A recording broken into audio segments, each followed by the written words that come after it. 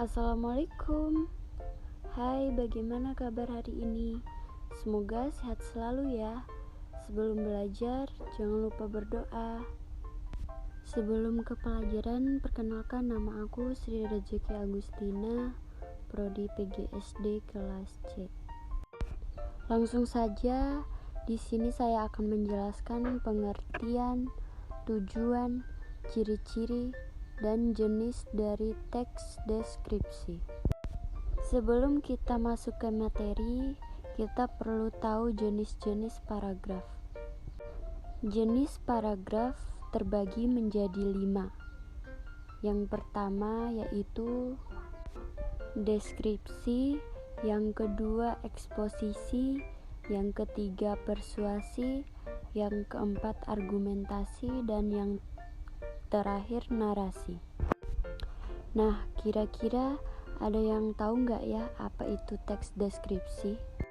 Teks deskripsi berasal dari bahasa Latin, yaitu describere, yang artinya menggambarkan atau memberikan suatu hal. Menurut Kamus Besar Bahasa Indonesia, teks deskripsi ialah pemaparan atau penggambaran dengan kata-kata secara jelas dan terperinci. Teks deskripsi ini menjelaskan mengenai suatu gagasan, tempat, peristiwa, atau objek seperti manusia, hewan, tumbuhan, dan benda. Dengan demikian, teks deskripsi bertujuan untuk menggambarkan suatu objek ke dalam tulisan, sehingga pembaca seolah-olah melihat, mendengar, merasakan, atau mengalami objek dan peristiwa yang digambarkan atau dideskripsikan si penulis. Selanjutnya kita akan masuk di ciri-ciri teks deskripsi. Yang pertama yaitu menjabarkan atau menggambarkan suatu objek, tempat atau suasana. Dan yang kedua, melibatkan panca indera seperti penglihatan, pendengaran, penciuman, pengecapan, dan peraba.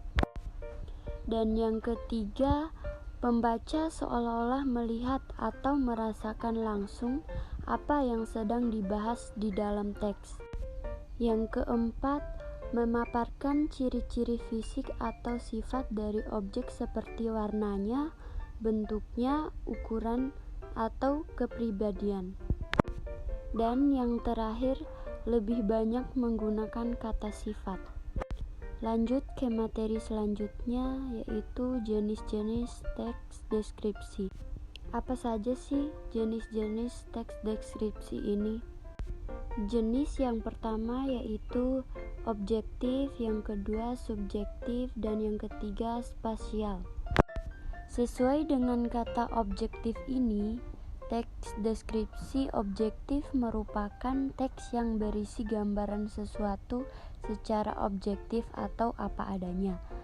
Artinya, penulis tidak lagi menambahkan opini atau pendapat pribadi untuk melengkapi paragraf ini. Perhatikan contoh berikut. Dalam teks tersebut, penulis mendeskripsikan buah mangga sesuai dengan apa adanya. Yang kedua yaitu subjektif. Teks deskripsi subjektif merupakan kebalikan dari teks deskripsi objektif. Teks deskripsi subjektif ini justru mengharuskan penulis untuk menggambarkan keadaan sesuai dengan apa yang dilihat dan dirasakan penulis. Dengan kata lain, penulis sangat boleh untuk menulis pendapat atau opini pribadinya dalam menjelaskan sesuatu. Perhatikan contoh berikut. Di dalam teks tersebut, si penulis mendeskripsikan seorang gadis menurut pendapat atau opininya saat bertemu gadis tersebut. Yang ketiga yaitu spesial. Teks deskripsi spesial dibuat berdasarkan ruang dan waktu. Artinya, dalam teks ini bisa menjelaskan suatu ruangan, benda, atau tempat dari berbagai penjuru, luar, dalam, atas, dan bawah dengan detail dan spesifik. Perhatikan contoh berikut. Di dalam teks tersebut, penulis mendeskripsikan atau menggambarkan suatu rumah dan menjelaskan tiap sudut ruangan secara detail. Sekian yang bisa saya sampaikan, lebih dan kurangnya saya mohon maaf. Wabillahi taufiq wal hidayah. Wassalamualaikum warahmatullahi wabarakatuh.